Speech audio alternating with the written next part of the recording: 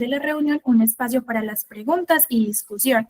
Adicional a eso, que utilicemos los medios que tenemos acá en el MED, que son la opción de preguntas anónimas, si así gustan, y poder participar activamente. El día de hoy tenemos el gusto de contar con el doctor Pablo Montoya, médico de la San Martín, residente de Medicina de Urgencias de la UCC y auditor clínico del CES, quien nos hablará el día de hoy sobre las urgencias dialíticas. Le damos la bienvenida y le cedimos la palabra, doctor. Buenas noches. ¿Qué más? ¿Bien o no? Muy bien, doctor. Pongo por acá la cámara, excelente. Listo. Vengan por acá, empezamos a presentar. Listo, pues ya me presentaron. Muchas gracias por asistir, muchas gracias como por reunirnos un ratico. No les voy a quitar mucho tiempo.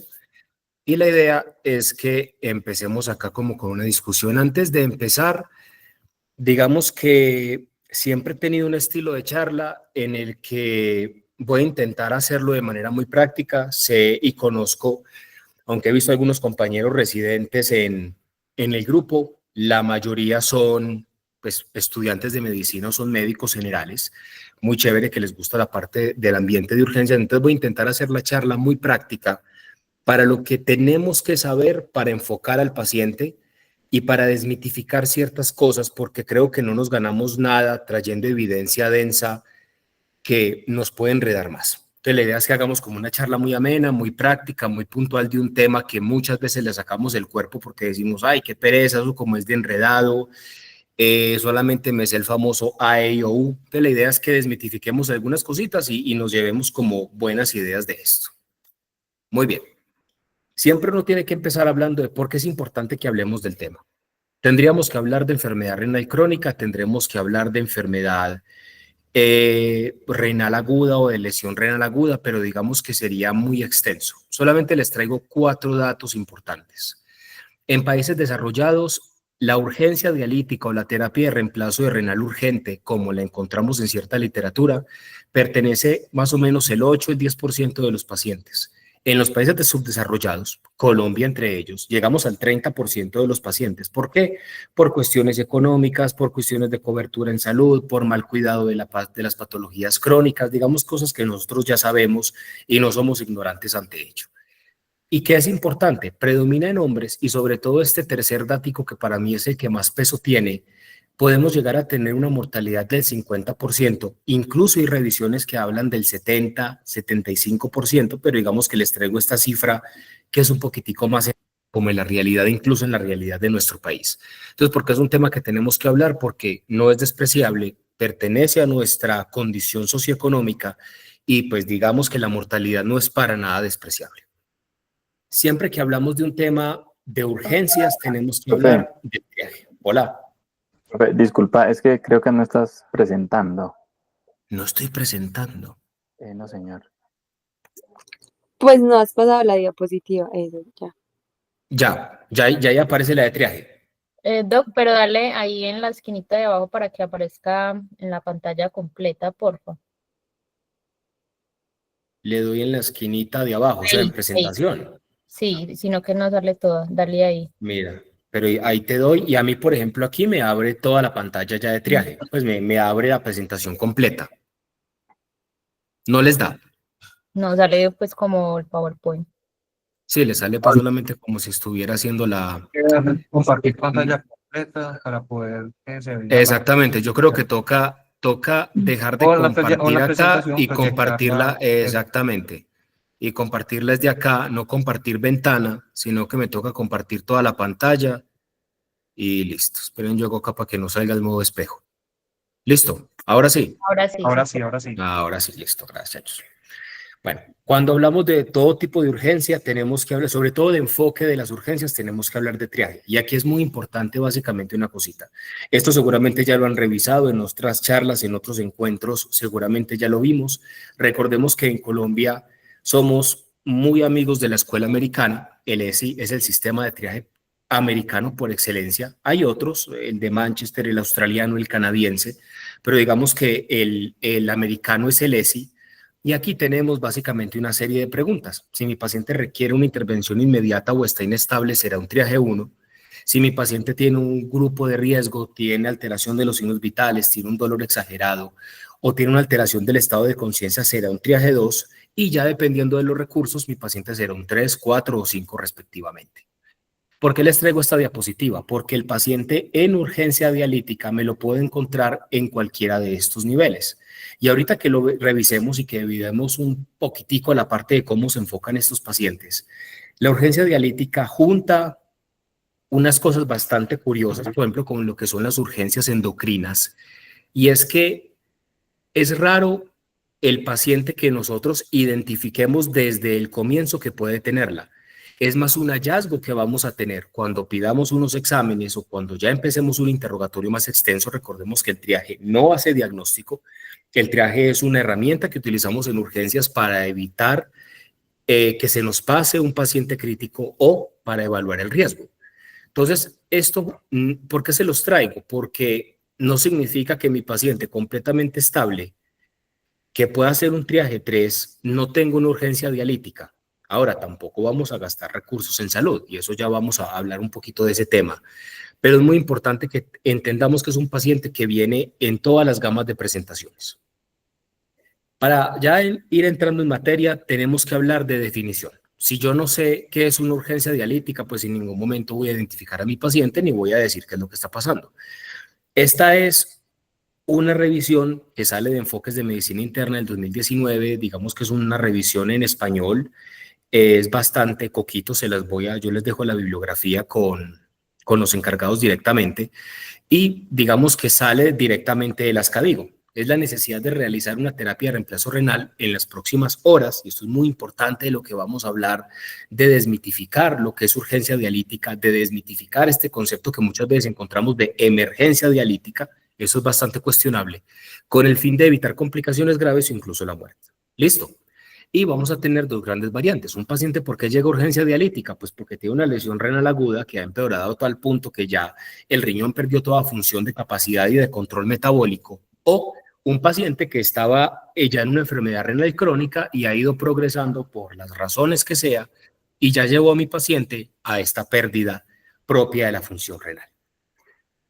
Tenemos que hablar de lesión renal aguda. Esas son como las dos grandes definiciones que les traigo hoy, porque enfermedad renal crónica ya es meterme con una definición mucho más extensa y es meternos en, digamos que en temas muy complejos o en temas difíciles de abordar incluso desde la medicina interna, lo que es la famosa lesión renal, enfermedad renal crónica agudizada, que en teoría no se debería llamar así, pero digamos que lo seguimos llamando así.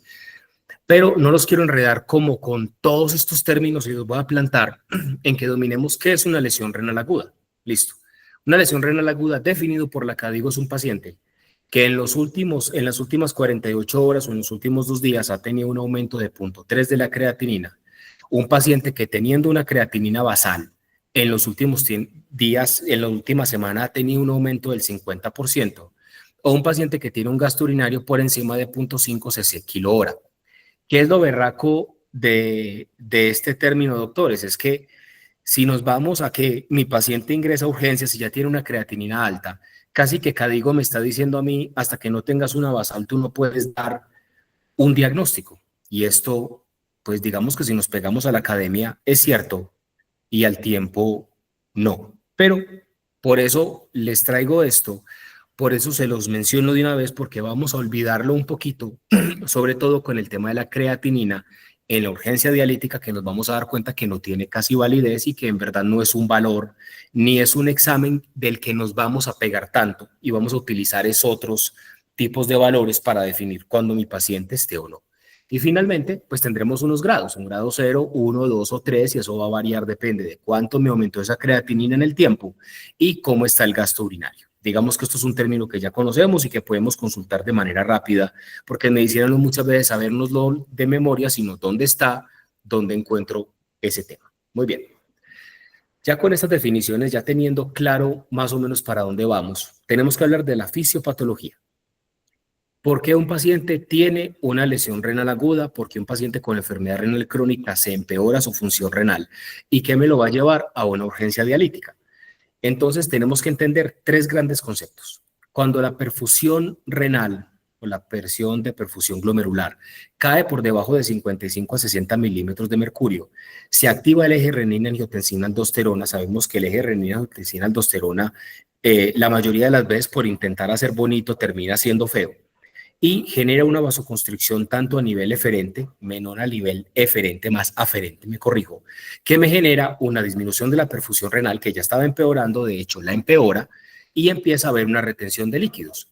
Cuando hay una disminución de la perfusión y empieza a haber una retención de líquidos, paulatinamente el riñón va a perder sus capacidades, que no solamente la redistribución del líquido, sino cosas tan sencillas como la eliminación de nitrogenados, el intercambio iónico en las nefronas y cosas tan importantes como ser una sustancia buffer. Ahí vean que fisiopatológicamente vamos sacando el AEIOU, todo sale por fisiopatología, y voy a tener todas las variantes clínicas que vamos a tener un paciente con enfermedad renal aguda o un paciente con urgencia dialítica finalmente.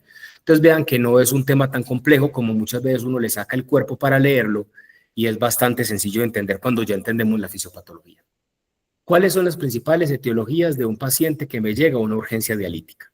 Y aquí estoy metiendo tanto al paciente con enfermedad renal crónica que se fue empeorando hasta llegar a una urgencia dialítica, como mi paciente que debutó con una lesión renal aguda. Este cuadrito de la izquierda es muy enredado y ustedes están viendo un montón de colores. Simplemente lo traigo para que vean todas las condiciones clínicas que me llevan a mí a un compromiso renal. Medicamentos, tóxicos, la falla cardíaca descompensada, el paciente en posoperatorio de cardio, el solo shock, la sepsis, un montón de cosas.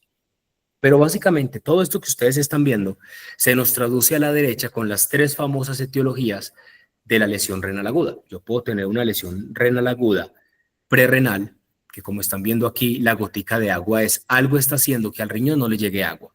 Y al riñón no le llega agua o no le llega perfusión por dos grandes cosas. O no tengo volumen o no tengo forma de perfundir. Y recordemos que la perfusión tiene que ver con el tono vascular y con la bomba. Si no tengo corazón, si no tengo tono vascular o si no tengo fluidos, la lesión va a ser más prerrenal. La lesión intrarrenal o renal per se es cuando ya hay una lesión propia del glomérulo. Ahí nos vamos a encontrar muchos, las dos más grandes, nefritis intersticial y necrosis tubular aguda, que es la que más nos vamos a encontrar en la literatura. ¿Tiene una importancia a nivel clínico y a nivel de la práctica? No, pero digamos que a nivel de la teoría es interesante saber cómo sus diferencias, porque tiene una serie de diferencias en el citoquímico, en el hemograma, pero en verdad, en un punto de vista práctico, eso no tiene utilidad. Y finalmente, la lesión postrenal, que sabemos que será todo aquello que obstruya el tracto de salida del riñón. Puede ser una urolitiasis, puede ser una obstrucción por una masa extrínseca que se ve mucho en el paciente oncológico, incluso en las embarazadas, o la simple cosita, por así decirlo, por no decir una grosería, de la hiperplasia prostática benigna, ¿cierto? Entonces, simplemente este tema de las etiologías es que sepamos que existen, más o menos entendamos fisiopatológicamente qué tipo de lesión renal puede estar teniendo mi paciente, porque esto tiene un tratamiento. Y digamos que no me voy a extender en esto porque la charla es urgencia dialítica, la charla no es manejo de la lesión renal aguda, eso es un tema completamente diferente, completamente extenso, que de hecho termina en la terapia de reemplazo renal. Entonces creo que es un tema muy extenso, no es el motivo de esta charla, luego podemos organizar otra y hablamos del tema con todo el gusto, pero simplemente esta diapositiva es para que ustedes sepan cuáles son las etiologías de una lesión renal aguda. Muy bien, ¿cuál es la clínica de estos pacientes? Entonces, usted puede estar tan sano como un brócoli, usted puede estar completamente asintomático y estar yendo a urgencias por síntomas completamente inespecíficos hasta terminar en un estado crítico, ¿sí?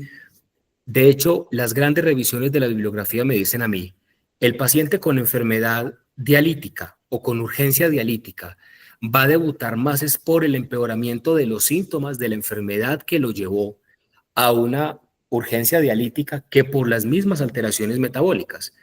Entonces mi paciente es más probable que me consulte porque está séptico, porque tiene una falla cardíaca descompensada, porque tiene un trauma, porque tiene un dengue, a que en verdad me consulte y me llegue a mí a un consultorio de urgencias o un triaje 1, un triaje 2, a un SAI, a decirme, doctor, es que tengo una lesión renal aguda con urgencia dialítica. Eso no es común que pase. Entonces por eso les pongo esta clínica y se las pongo interrogada, porque en verdad no hay una clínica clara y no hay ninguna triada ni ningún tipo de patognomónico que yo les pueda decir qué es la causa o que así se ve una lesión renal aguda. ¿Qué paraclínicos vamos a mandar? Entonces, el enfoque del paciente con lesión renal aguda, aquí nos empezamos a meter un poquitico más en el cuento más peludo y más denso, porque es lo que les decía al principio. Muchas veces me voy a dar cuenta que mi paciente tiene una urgencia dialítica, es por unos exámenes que pedí o porque ya hice un interrogatorio completo o porque ya pedí una serie de imágenes y empiezo a unir puntos y digo, este paciente tiene una lesión renal aguda que me lo está llevando a una urgencia dialítica. Pero digamos que la literatura nos trae, cuando habla específicamente del tema, o sea, ella está asumiendo que yo sé que mi paciente tiene eso, básicamente nos va a hablar de unos rayos X de tórax para evaluar el estado de la volemia, el electrocardiograma que nunca nos puede faltar en este tipo de escenarios, principalmente por las alteraciones hidroelectrolíticas, ya vamos para allá, y digamos que tenemos unos exámenes muy guiados tanto a saber por qué mi paciente llegó a una lesión renal aguda o un empeoramiento de una crónica que me lo está llevando a una lesión dialítica, y sobre todo empezar a identificar ciertas cositas y ciertos criterios de las famosas urgencias dialíticas clásicas, el famoso AEIOU. Entonces ahí estamos viendo como un pequeño resumencito de lo que vamos a pedir. Muy bien. Indicaciones clásicas, el AEIOU. Recordemos que básicamente en la literatura grande tenemos las urgencias clásicas y las urgencias no clásicas o urgencias atípicas.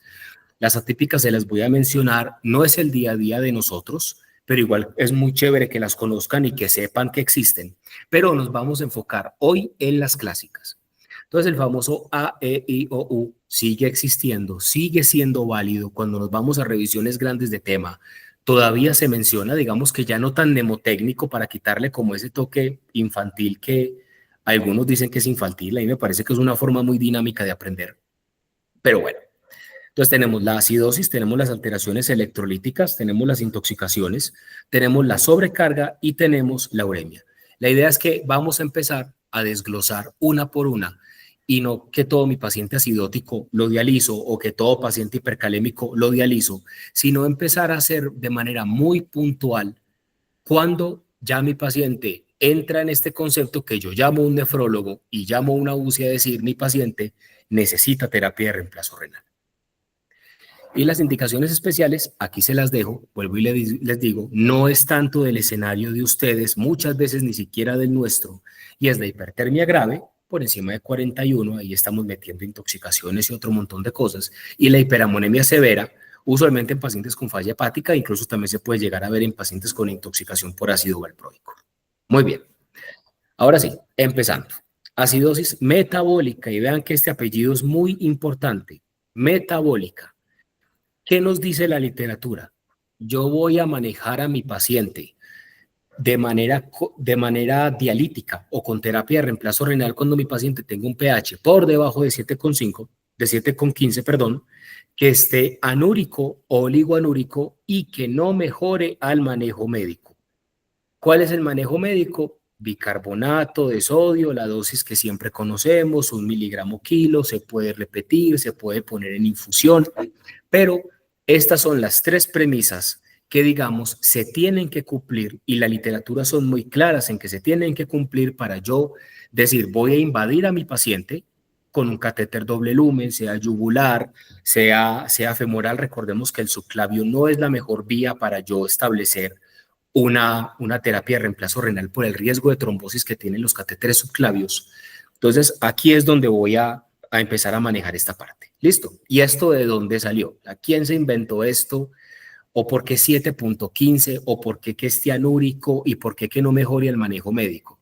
Este es el único estudio que les traigo, que es un estudio que yo creo que no puede faltar. Les invito a que lo revisen, porque fue un estudio que cambió mucho la manera como vemos el bicarbonato en las UCIs o el bicarbonato en el paciente crítico. El Bicar ICU fue un estudio, un RCT, se hizo con 389 pacientes en UCI, que fueran mayores de 18 años, que llevaran menos de 2 días en la UCI y que tuvieran estos criterios que están viendo acá. Un pH por debajo de 7,2, vean la PaCO2 por debajo de 45, significa que el paciente no tenía ningún tipo de compensación respiratoria, ni ningún tipo de componente respiratorio. Y un bicarbonato por debajo de 20, es decir, mi paciente tenía una acidosis netamente metabólica.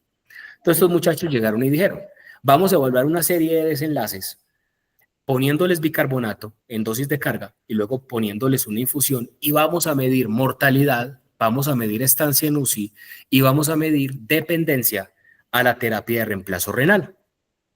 Y nos terminamos dando cuenta que yo ponerle bicarbonato a mi paciente que tiene una falla renal aguda, y esto es muy importante, muchachos, lesión renal aguda, aquí sí impacto en mortalidad. Mi paciente con acidosis metabólica que no tiene lesión renal aguda, el uso del bicarbonato no mostró cambios en mortalidad. Pudo haber impactado un poco en demorar la terapia de reemplazo renal en UCI, pudo haber impactado un poco en la estancia en UCI, pero nunca impactó en mortalidad.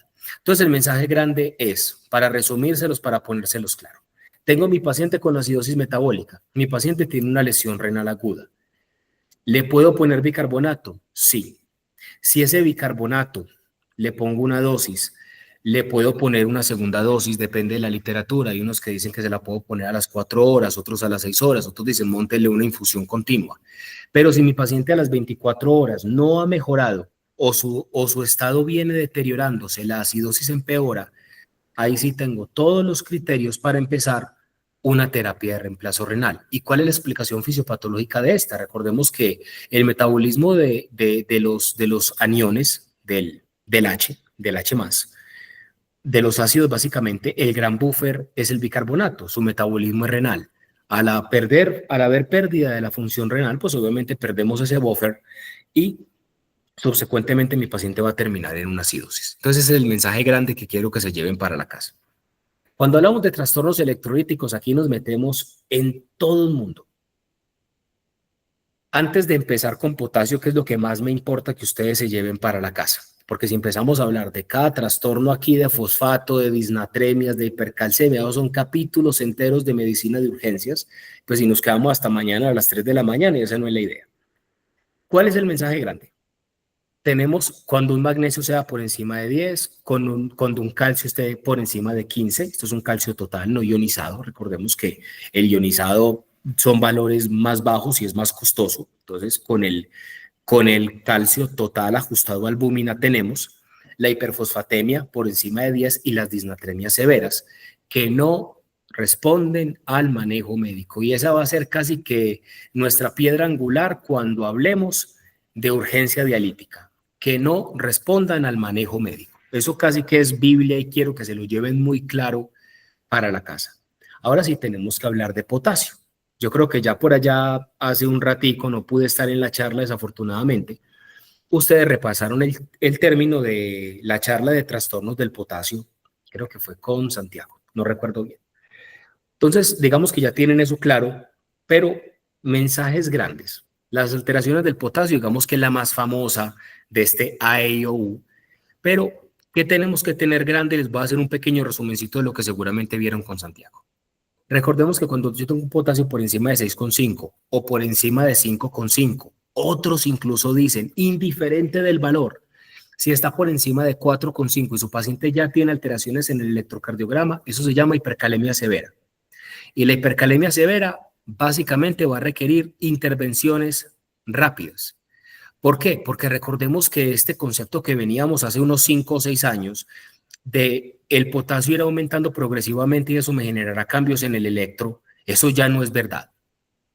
Yo puedo tener un potasio de 5 y ya están en un ritmo sinusoidal, como puedo tener un potasio en 7 y apenas están haciendo ondas tepicudas. Entonces, el valor total del potasio no me demarca una mortalidad. Lo que me va a marcar la mortalidad es cuando ya esta alteración del potasio me está haciendo a mí un cambio en el electrocardiograma. Y cuando eso pase, vamos a estabilizar membranas. Ese término ya está casi que en desuso, uno en verdad no estabiliza membrana. Luego hablamos un poquitico más del tema, pero dejemos el término así. Entonces yo estabilizo la membrana con el gluconato de calcio e inmediatamente lo que tengo que hacer es empezar a meter potasio a la célula. ¿Cómo lo voy a hacer? Lo voy a hacer con la famosa solución polarizante y lo voy a hacer con los beta agonistas.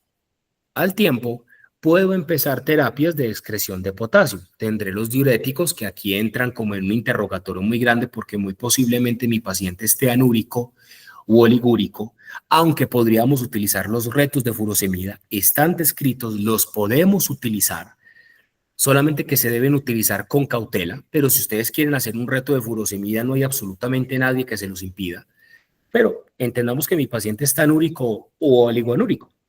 Entonces el diurético entra y como en un interrogante un poquitico difícil.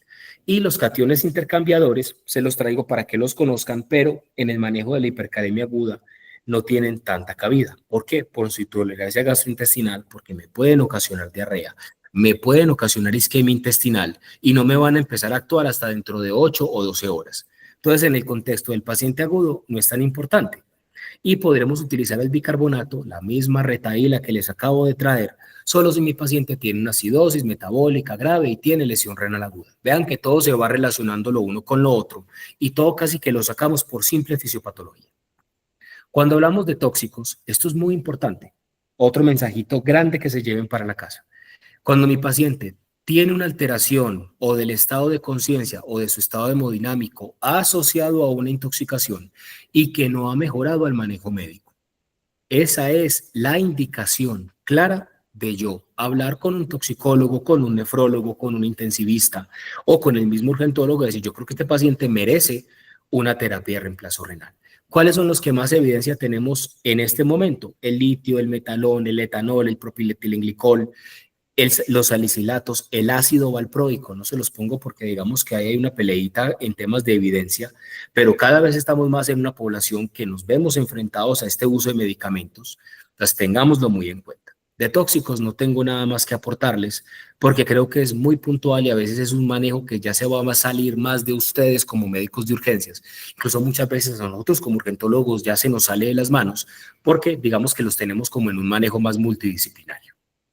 Y la sobrecarga de volumen, este tema sí es muy importante y se los quiero abordar de la siguiente manera.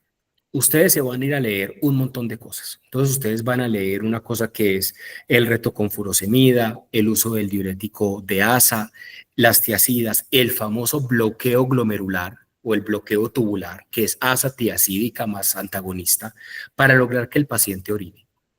Esto lo vamos a hacer como primera instancia. Por eso les decía ahorita, usted puede poner un reto de furosemida para ver si su paciente arranca. Eso es un término muy coloquial, pero es verdad. Si el paciente no arranca, yo ya puedo hablar que mi paciente no responde a manejo médico.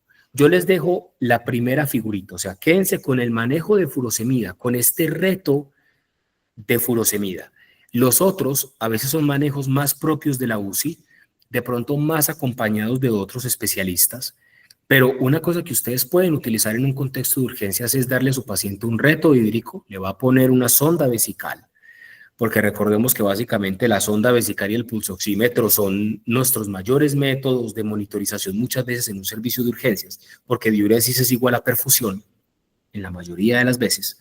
Entonces, usted pone una sondita vesical y empieza a evaluar el gasto. Si definitivamente su paciente continúa anúrico u oligoanúrico, ya sabe que su paciente no respondió a un reto de furosemida. Y ahí sí podemos entrar a hablar de los 3 grandes criterios para yo considerar que mi paciente se requiere o se beneficia de una terapia de reemplazo renal urgente, alias urgencia dialítica, en el contexto de sobrecarga. Y es una sobrecarga de volumen que no responde al manejo médico. Eso es muy importante, muchachos. Creo que no, eso nunca se les puede pasar ni se les puede olvidar. Y la anuria y la oligoanuria, vean que se los puse al final como interrogadito, pero ya les expliqué el porqué. Y esta sobrecarga de volumen es muy importante. ¿Hay un órgano en especial? No, pero la literatura es muy clara en decir que el que más nos va a preocupar va a ser el pulmón. Entonces que mi paciente no tiene edema agudo de pulmón, pero tiene una citis porque tiene una lesión renal aguda y está en urgencia dialítica, ¿no lo puedo dializar? Pues hombre, de poder puedes. Que de pronto ya ahí cuando te entiendas con el nefrólogo será otra historia, eso es otra cosa. Pero la literatura es muy clara en decir, no hay un órgano predominante, solamente que obviamente por el riesgo de mortalidad y por el empeoramiento de las comorbilidades nos vamos a enfocar más a nivel pulmonar. ¿Qué tenemos? Tenemos un simple rayos X de tórax, así de sencillo. A los que les guste el tema, y los invito a que lo empiecen a repasar, cada vez más en los servicios de urgencias tenemos ecógrafos, cada vez más los urgentólogos nos motivamos más, o hay una escuela que nos gusta mucho la ecografía, yo estoy dentro de ellas, vamos a tener cosas como la ecografía que en menos de 30 segundos o en menos de 2 minutos, si hacemos un protocolo Blue, que es un protocolo completo de evaluación de la disnea del paciente, me voy a dar cuenta que está sobrecargado. O si ya estoy con un poco más de tiempo y tengo más habilidad y más curva de aprendizaje, tenemos protocolos como el Vexus, que me evalúa la congestión sistémica.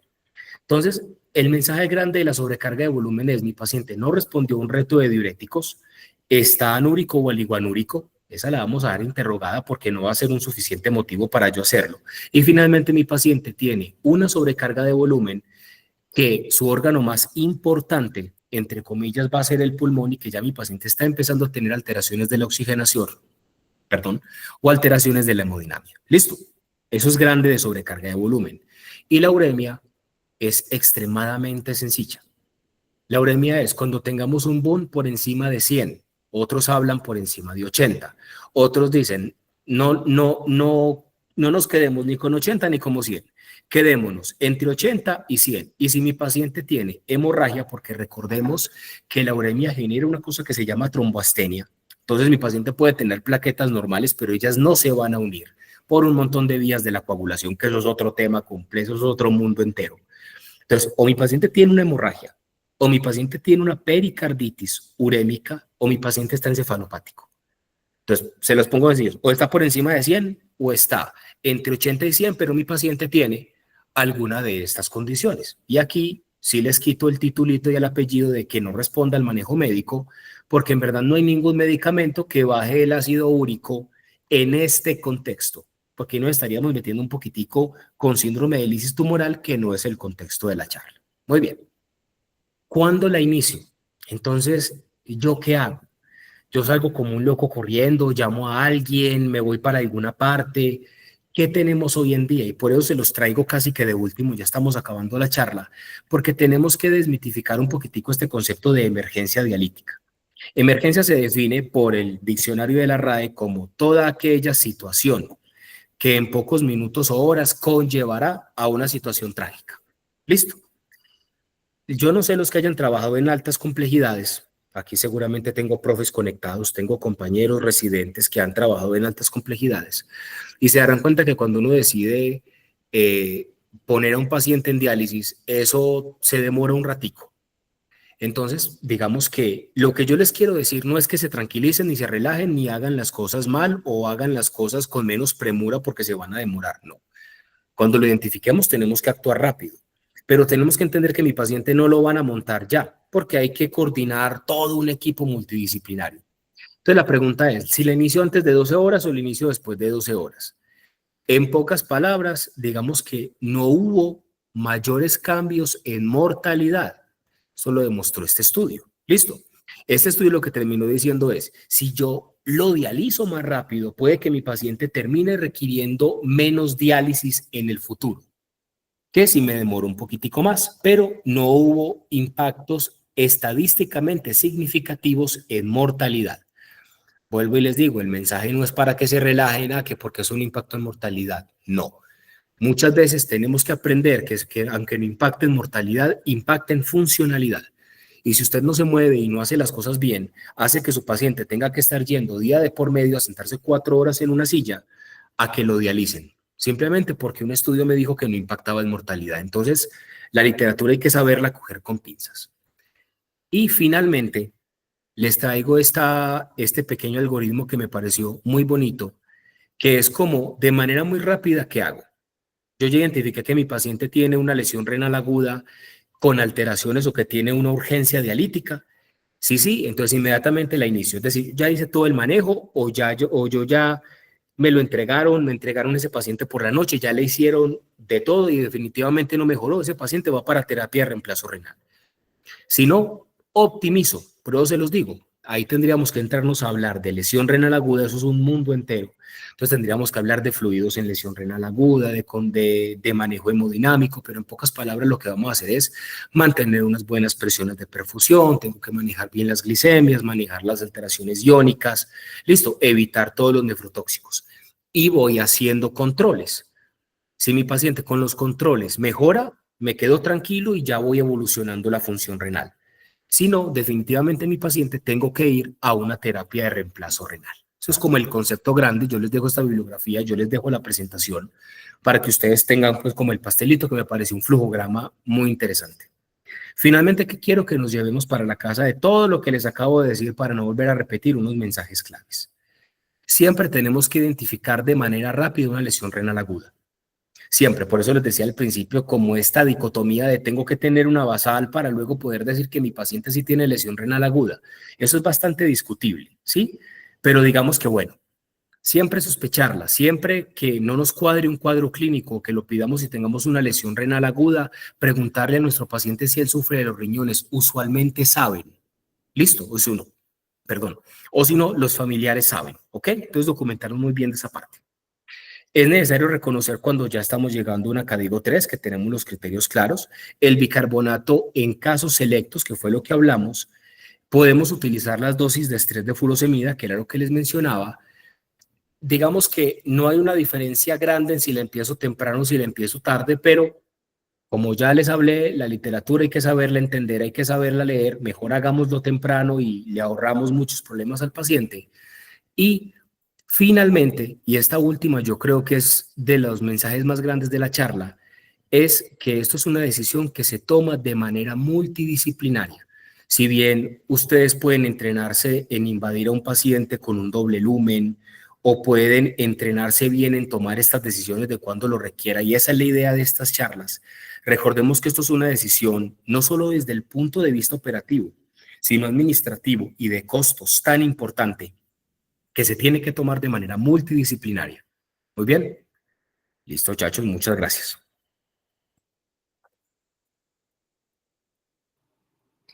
Doctor, muchísimas gracias por pues la explicación del tema, estuvo súper claro.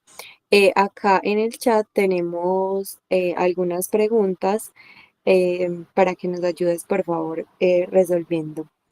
Entonces, la Claro. primera es, ¿podrían volver a explicar el manejo con el bicarbonato y cuándo decidir pasar a la terapia de reemplazo? Ok, ven y te abro las diapositivas. La mayoría de lo que nosotros hacemos en medicina de urgencias y casi que en la mayoría de medicina son protocolos basados en estudios. Este fue la intervención, ese es el protocolo del BICAR ICU y eso es lo que hacemos nosotros. Nosotros ponemos usualmente una dosis de 1.000 equivalente kilo en bolo, listo, y se puede dejar al paciente en una infusión de bicarbonato al 4.2%. Recordemos que la ampolla de bicarbonato viene del 20.4%. Tú armas una infusión del 4.2% y empiezas una infusión entre 125 a 250 cc minuto por 30 minutos y luego lo dejas a 1000 cc minuto, 1000 cc hora en las primeras 24 horas. Era hora, me corrijo. 125 a 250 cc hora, más o menos durante 30 minutos, es decir, tú acabas esa media horita, no pasa nada, y lo dejas a 1000 cc. Obviamente termina siendo mucho menos para no sobrecargar al paciente y para no generar una disnatremia, y le dejas eso durante 24 horas. Y tú cada 6 horas, otros hablan de cada 4 horas, tú vas haciendo mediciones del bicarbonato, vas haciendo mediciones de gases arteriales para evaluar cómo va el estado hemodinámico. ¿Por qué se los traigo? Espero que esto responda a la pregunta, pero en pocas palabras, el uso del bicarbonato en el servicio de urgencias, digamos que más allá del bolo, de pronto podemos repetir ese bolo en las próximas 4 horas, eso también se ha estudiado, digamos que eso está mencionado, pero esta infusión tengamos en cuenta que se hizo en unidades de cuidados intensivos. Entonces no es lo más recomendable hacerlo en un servicio de urgencias.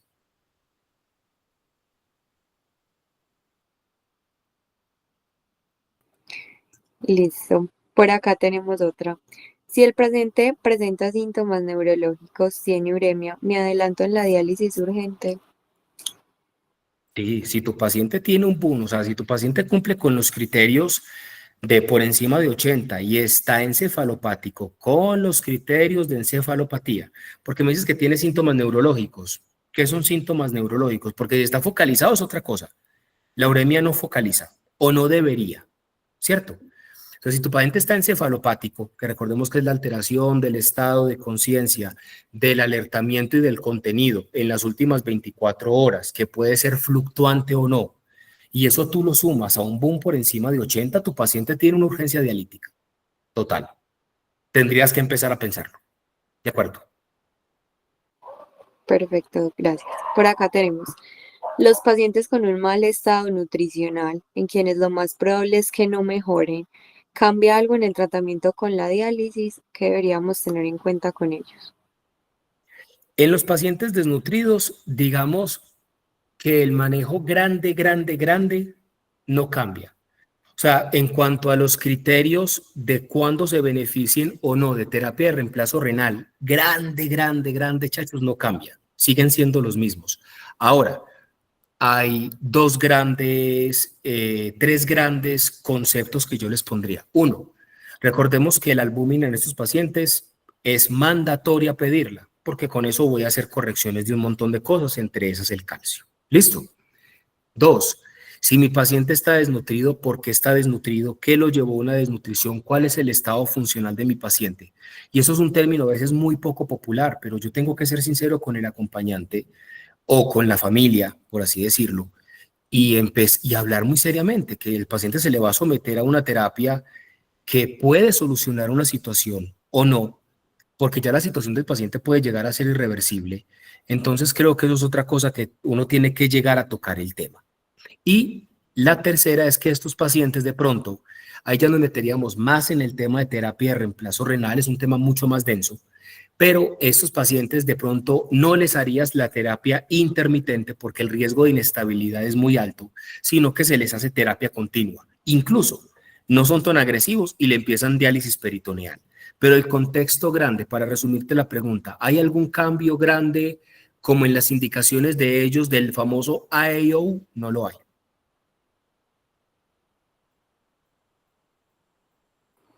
Perfecto, muchas gracias. Y por acá tenemos una última pregunta, es, si tengo un paciente con criterios de terapia de reemplazo renal y estoy en un pueblo, Sí. no cuento con diálisis, realizo un primario y mientras me desplazo puedo instalar un manejo antihipercalémico, ¿y cuánto tiempo Sí, tengo de claro. ventana? Claro que puedes. Incluso mi consejo es primero, antes de montar un paciente en una ambulancia y salirte en un traslado no regulado que te puede inestabilizar a un paciente, porque todo traslado puede inestabilizar a un paciente, haz lo que tengas que hacer en una sala de urgencias, acompañado de tus compañeros, acompañado de tus médicos. Si tienes un disponible lo puedes llamar. Yo creo, yo hice rural y también me tocó eso. Sí, puedes perfectamente poner una ampolla 1 o 2 gramos de gluconato de calcio que le pase más o menos en 10 a 15 minutos. Con eso estabilizas membrana. Si le quieres empezar la solución polarizante, puedes hacerlo. Si le quieres poner beta agonistas, puedes hacerlo. Una cosita que se me olvidó aclarar ahorita como en la solución de dudas. Cuando uno está manejando una hipercalemia aguda o sintomática o severa, los nombres que le quieran poner, en el paciente con urgencia dialítica o en el paciente hipercalémico, no son 4 puff como nos enseñaron en asma y como nos enseñaron en EPOC. Son de 18 a 20 puff. Entonces, muchas veces uno, es que le estamos poniendo, está con salbutamol que le baja. ¿Cuánto lo tiene? Lo tengo 4 puff cada 6 horas. No están haciendo nada. Son muchos puff y le tienen que decir al paciente que siente que se le va a salir el pecho, ¿ok? Pero sí, perfectamente. ¿Qué tiempo de ventana tienes? Eso va a variar mucho del estado hemodinámico de tu paciente, de la reserva funcional de tu paciente. Pero mi invitación es, estabilízalo porque tienes todas las herramientas para estabilizarlo, para traerlo bien y ya te lo traes y con seguridad alguno te lo va a recibir y ya empezamos todo el manejo. Perfecto, muchísimas gracias. Chicos, ¿no tienen otra pregunta o un aporte por hacer? Buenas noches a todos, ¿cómo están? Santi, qué bien, muchas gracias. Pablo, ¿cómo estás? Profe, ¿bien o no? Bien, papá, muchas gracias. Muchas gracias por el espacio. Aclarar un par de cositas. Yo, la verdad, le estoy echando cabeza a la pregunta del que hizo de la desnutrición y la verdad quisiera saber cuál es el objetivo de la pregunta, porque no sé si es que tenga alguna duda en particular con la albúmina, si es con la albúmina o si es que tiene alguna duda específicamente en el paciente con desnutrición, porque la verdad no sé cuál, pues si lo que respondió Pablo le ayudó a resolver la De duda. acuerdo. Entonces, si me puede escribir, si puede escribir pues, como para ayudarle bien, porque la verdad no entiendo el objetivo de la pregunta. Segundo, eh, el que preguntó que si está en un pueblo y tiene criterios de diálisis y lo va a montar en una ambulancia para traslado no regulado. Entonces, aquí sí quiero hacer varias acotaciones. La primera, si usted está en un pueblo, no tiene manera de hacer unos gases arteriales a menos de que esté en un segundo nivel. Y si está en un segundo nivel, con seguridad ese paciente no es suyo, es de un especialista. Con seguridad va a ser el internista. Entonces, probablemente usted no tenga que hacer eso. Si usted está en un pueblo, usted no va a tener primero gases arteriales, entonces usted no va a saber si tiene una acidosis metabólica y por ende usted no va a optar por tratar la acidosis metabólica, como muy bien se los explicó Pablo, de que usted primero tiene que tratar la acidosis metabólica y verificar la ausencia de respuesta.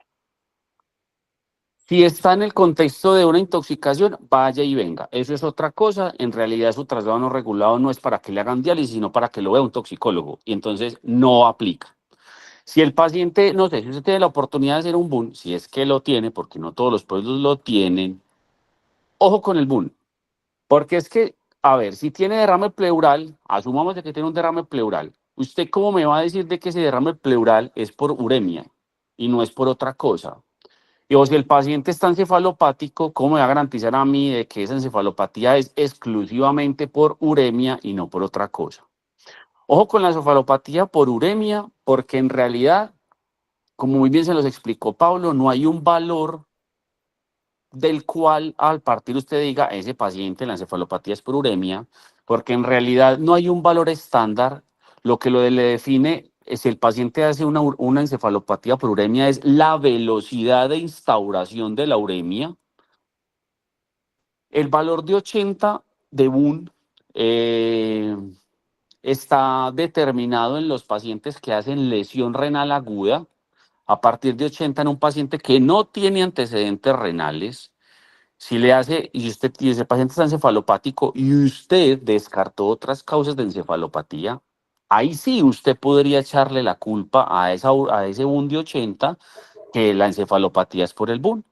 Pero ese BUN de 80 no la aplica para un paciente que ya tiene una enfermedad renal crónica establecida, porque en esos pacientes son tolerantes a la uremia. Entonces, usualmente esos pacientes toleran valores tan altos incluso de 120. Entonces, en un paciente con una enfermedad renal crónica ya conocida, usted no me le puede echar la culpa a un BUN de 80 de que el paciente está encefalopático, porque es raro de que un paciente a partir con ese valor haga uremia si tiene enfermedad renal crónica. Usualmente esos pacientes son por encima de 120. Entonces, asumamos de que usted tiene un BUN y lo pide y le da, no sé, 100 y el paciente está incoherente, desorientado, tiene alteración en el raciocinio, en el juicio, pues hombre, usted primero tiene que descartar otras causas de esa encefalopatía antes de echarle la culpa a la uremia. Entonces, montarlo a una ambulancia y salir con él no es la primera opción. Si el paciente está con edema pulmonar, si está con ascitis, si está congestivo, pues hombre, si el paciente está en edema pulmonar y es un paciente con una enfermedad renal aguda, con seguridad ese paciente está hipertenso. Entonces, con seguridad usted no le va a colocar solamente furosemida a ese paciente, le va a colocar algo más, probablemente si tiene en la mano nitroglicerina para tratarle el edema pulmonar, porque las presiones arteriales se lo permiten.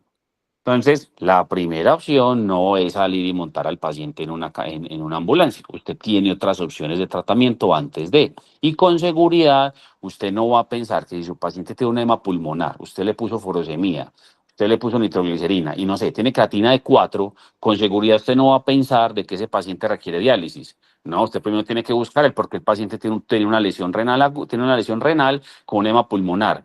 ¿En qué contexto? Probablemente el paciente está en el contexto de una cosa que se le conoce como síndrome cardiorrenal o renocardíaco, que como que si ustedes lo van y lo estudian, se habla de 1 a 4, algunos hablan de 5 grupos. Dependiendo del grupo, es la terapia que uno enfoca, o si trata lo cardíaco o si trata lo renal. Entonces, tampoco es tan así. Entonces, ojo a quien preguntó eso, de que la respuesta jamás será montar a un paciente en traslado no regulado. No, señor, haga el trabajo, piense, haga, y si con lo que usted hizo no funcionó, ahí sí. Pero con seguridad, usted en un pueblo solamente se va a dar cuenta del edema pulmonar, porque lo ausculta y le hace una radiografía de tórax. Y si tiene BUL, depende el BUL. Pero de ahí a que empieza a, y si tiene lo del potasio, pues lo del potasio vaya y venga, porque en realidad, si lo como bien se les explicó Pablo, el potasio primero es montarle el tratamiento, y como lo revisamos en la charla que Santiago les explicó muy bien, el potasio tiene 4 niveles de tratamiento, 4, no es solamente uno. Entonces tampoco es que tiene hipercalemia, tiene ondas tepicudas, montemos en una ambulancia. Así no puede ser, porque con seguridad, si usted no le hizo nada en la ambulancia, se le van a estabilizar. Y yo no le deseo que usted esté con un paciente inestable en una ambulancia. ¿Por qué? Porque usted está solo con un auxiliar. Por lo menos en el hospital tiene más personal que le ayude. Y ahí se va a embalar. Entonces, ojo con esos traslados, que los traslados usted primero tiene que garantizar seguridad del paciente. No es solamente montar a una ambulancia y salir con él. No sé si ya el compañero que preguntó lo de la nutrición dijo algo en el chat. Pueden revisar, por favor. No, pues, No, profe. Nada. Bueno, no sé. Esa pregunta estuvo como muy rara, la verdad. no sé Pero lo que bueno, me escriban y yo lo pongo en el chat. listo. ¿Algo más? ¿Alguna duda? ¿Intervención? Nada. Jóvenes, aprovechen el espacio para ustedes.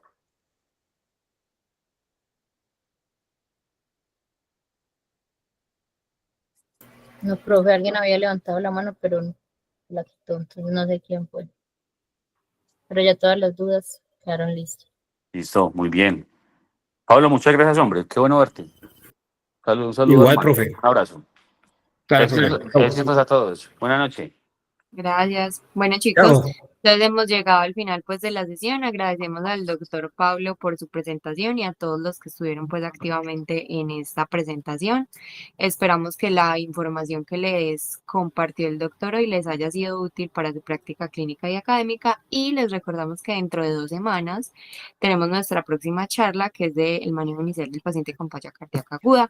No olviden, si tienen alguna duda adicional, compartirla por el grupo del WhatsApp, y muchísimas gracias. Nos vemos en la siguiente sesión. Feliz noche. Hasta luego, doctor. Muchas gracias. Hasta Gracias. luego.